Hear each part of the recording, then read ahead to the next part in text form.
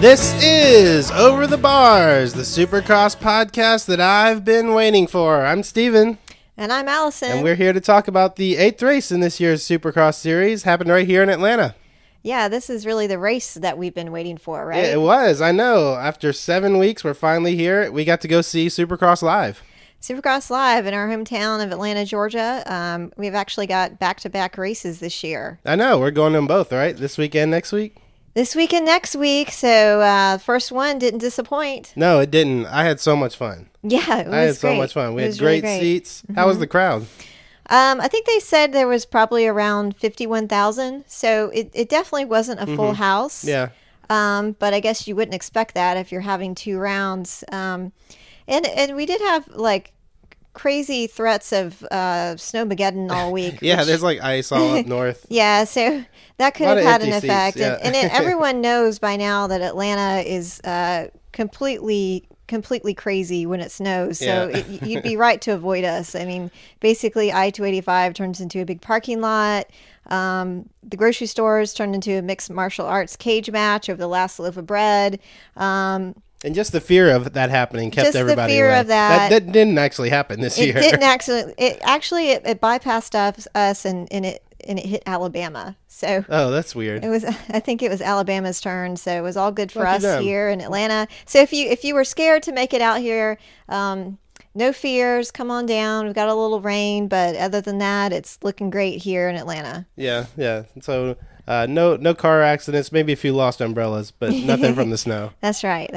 Yeah, so here in Atlanta, we had a pretty good track, too. Interesting track.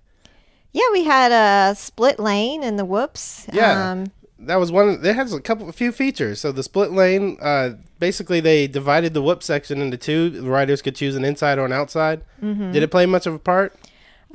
I don't know. It seemed like most everyone took the inside lane, yeah, right? I think the inside lane was faster. It definitely allowed the lapped riders a place to go and get out of the way. Right. So I guess that's sort of good. But other than that, wasn't too big of a deal. But then there was the Dragons back. Ooh, the Dragons back. Yeah, so this is like 3 humps that get progressively bigger. That was a cool feature. I do like that. It was cool. I mean, we had pretty good seats. We like to sit kind of in the, I guess you'd say upper deck. Yeah, so you can see the whole track at once. That way we can see. You can't quite hear the sound of the engines quite as loud, but you get a great view of the whole layout of the track. And so yeah, we had a good view of the Dragons back. I also really like the wall jump that they had. Yeah, that was great right before the long straightaway. Yeah, it kind of stymied everyone's momentum right before they got to the finish line. Yeah, they couldn't go too fast through that some going back up the tried to section. Fly over it, maybe. Not in a good way. It's such a steep jump that it's not like you can get much forward progress. So you either like jump really high and then land flat, or you just kind of climb over it and go back down. So, but we saw a couple of riders pass people doing that. Yeah, they got aggressive and smart. Sometimes it worked, sometimes it was a big fail, but it was cool. It was a good feature. Yeah, so it was a really fun track there, and it led to some pretty good races. We had an amazing 250 race, maybe the best race we've seen all season. It was awesome.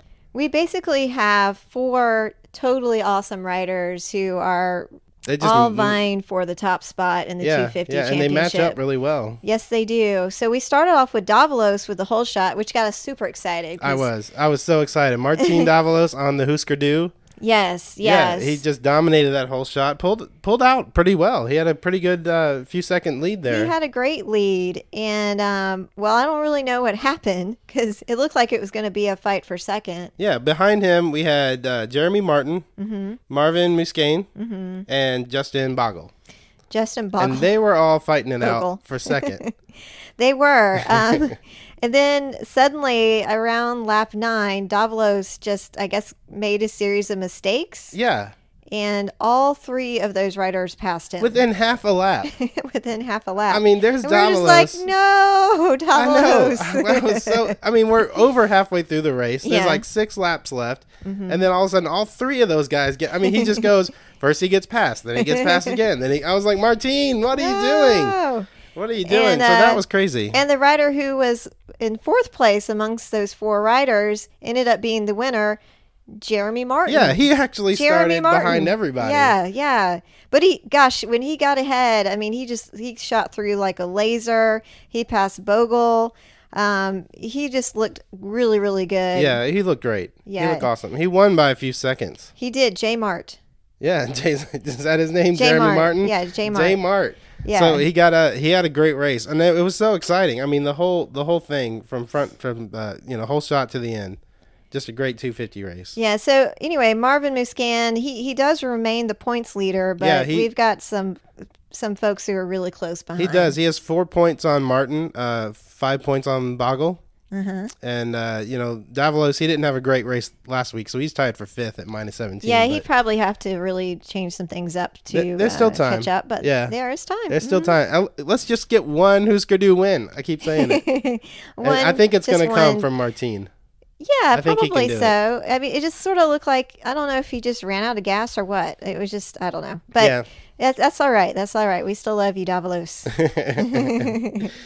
So that was an awesome race. Probably the best race of the night. But there was another good one in the 450 LCQ. The 450 LCQ, really? Yeah, we never talk about this because, I mean, by the time, if you're in the LCQ, you're not one of the lead riders.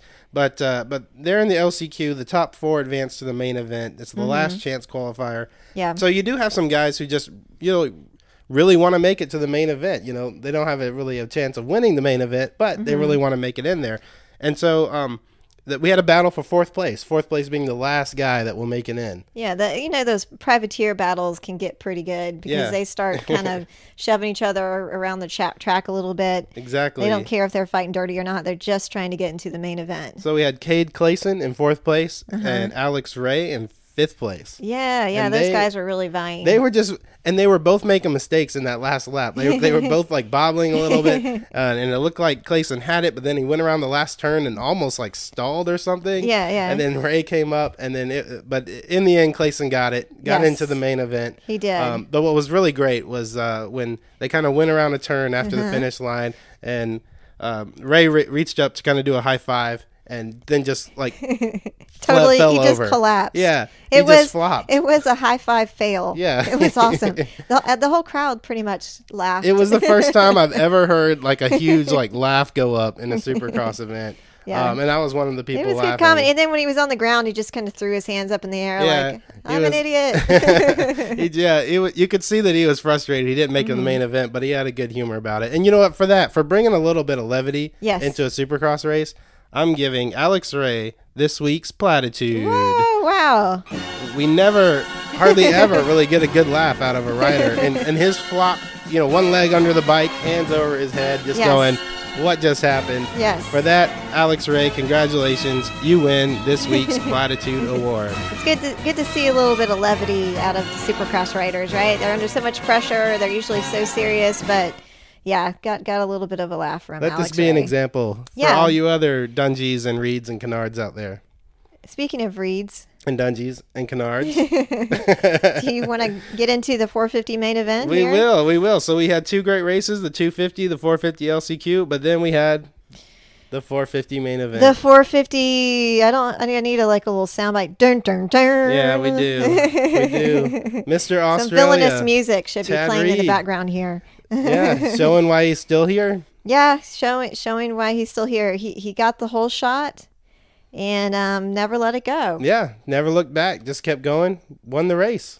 I will say, I kind of think Dungey almost could have caught up to him if Pike and Nicoletti hadn't gotten in the way.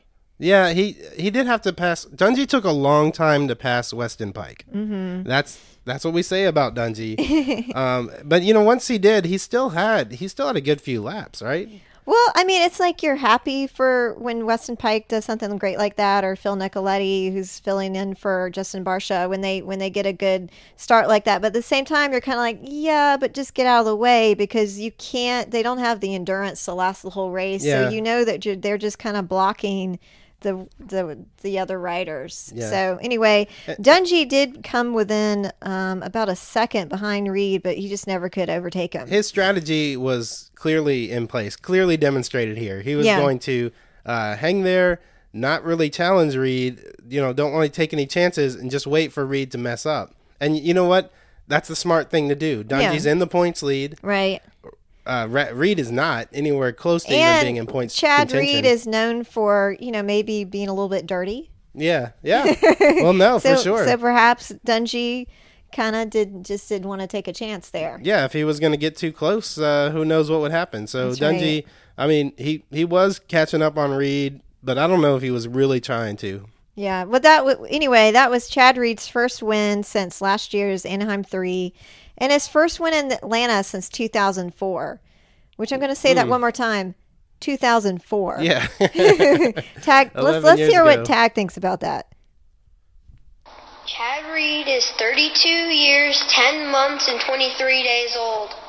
Yeah. That's right. And you know what? We got a little soundbite from Chad Reed as well, which I think mirrors what Tag just said. So I didn't want to miss 32. I'm turning 33 here pretty soon, so I'm old as the hills, but it's still a hell of a lot of fun out here racing with these kids. He is as old as the hills. Old as the hills. So he agrees with Chad. Yeah. Or Tag. He Chad agrees with Tag. Yes, he does. He realized he definitely wanted to get a win in while he was 32 years old. So yeah, he got it done. Birthday next month. He got it done. So well, congratulations, Chad Reed. Yeah, I guess. I mean, as much as I, don't really care about Chad Reed, I have to. I mean, he won this and he won it dominantly. You know what? Now that I think about it, this race kind of turned out to be a nightmare for me. The Husker Du in first place, dropped back to fourth, right, and then Chad Reed won. Like, why did I have so much fun? I don't know. But I look back on it fondly. Yeah, we had a good time regardless. But so Dungey is still the points leader. He's actually a points leader by a full race now because his former closest competitor, Ken Roxon, had a horrible night. Yeah, Roxon had a problem with the practice rounds.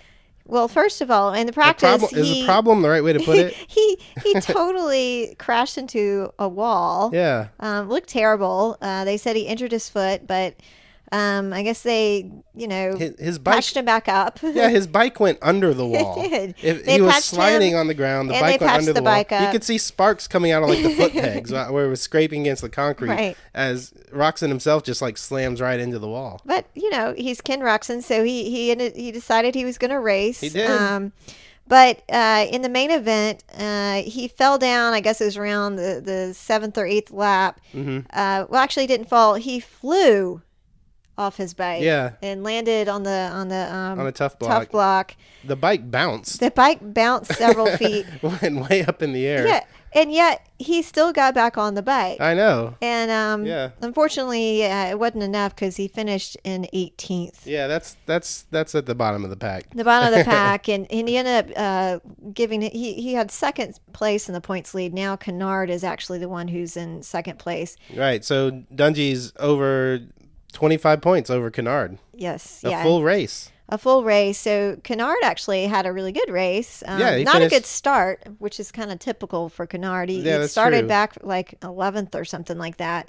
But he made it his way all the way up to third place. Yeah. He's kind of quietly. Everybody was watching Reed and Dungey get past Pike, and right. And meanwhile, there's Kennard creeping up on everybody. There he was. Yeah. Yeah. He probably was going the fastest. I don't know. They sometimes say who's got the fastest lap times, and they had to have said Kennard a few times. I'm sure they did. Yeah. Dude's fast. To go all the way back from the middle of the pack to third place. Anyway, next week I'm sure is going to be super, super exciting.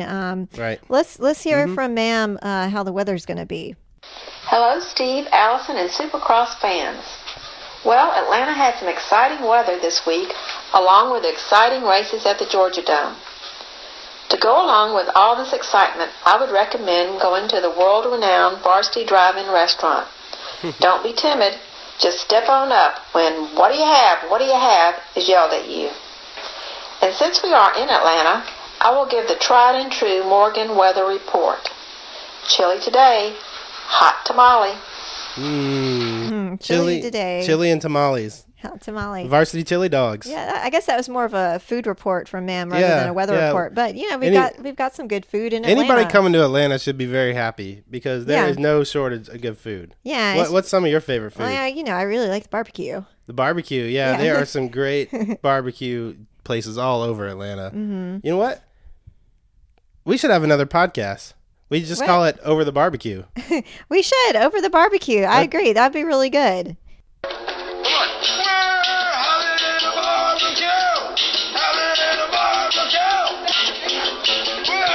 This is Over the Barbecue, the barbecue podcast that I've been waiting for. I've been waiting for this barbecue podcast. Who hasn't been waiting for a barbecue podcast? What kind of barbecue do you like?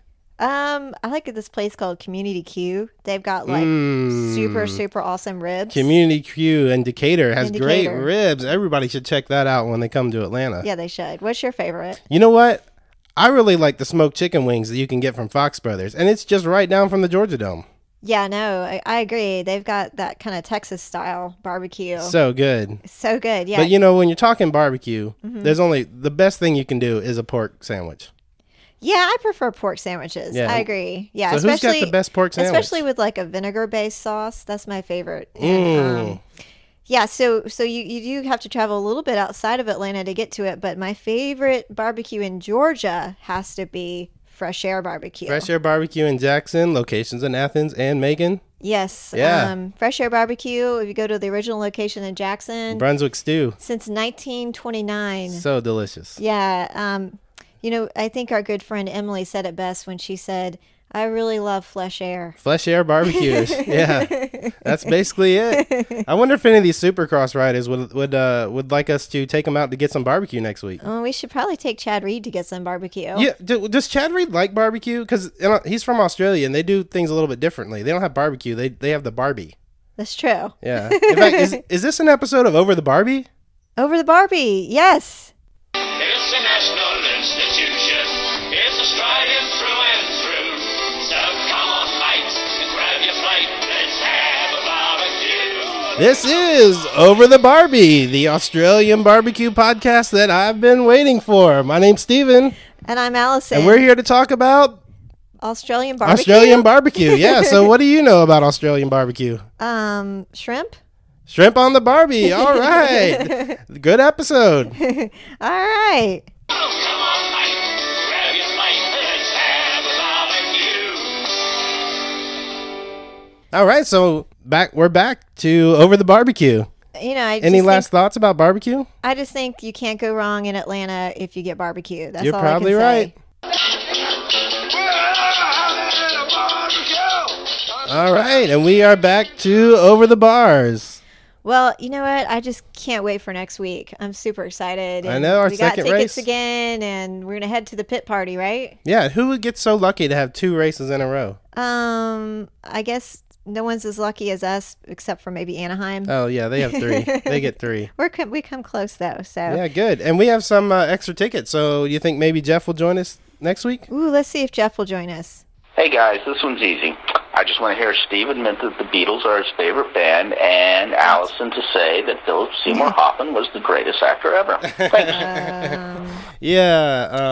Well, I guess that's not going to happen. Yeah, Jeff's I guess not going to join us next week. I guess hell would freeze over before I'd say Philip Seymour Hoffman is the best actor. But you know what? Maybe some of these listeners will want to join us, and they can find us at the pit party. We're going to be there. Yeah, we'll be at the pit party, and we'll be giving out Over the Bar stickers. I know, new exciting fact. Come on, everybody who is somebody has an Over the Bars sticker. I know, so come yours. find us. We'll be the ones wearing the Over the Bar stickers, I guess.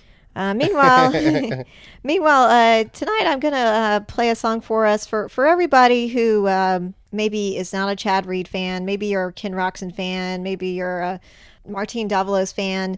Maybe you have a little bit of the blues tonight. So I'm going to play Saturday Night Blues by Natural Child. All right, everybody, thanks for listening. Make sure you check us out at Twitter at SX Over the Bars. See you next week.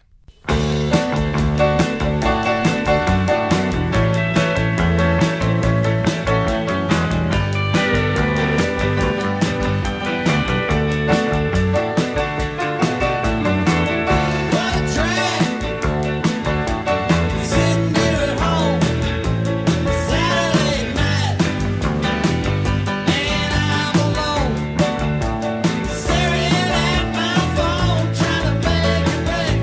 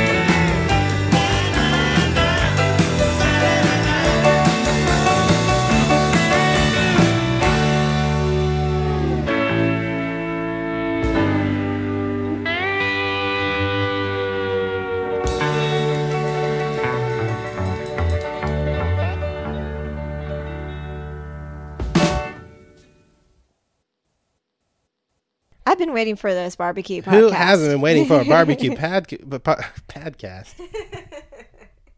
Try it again. Okay.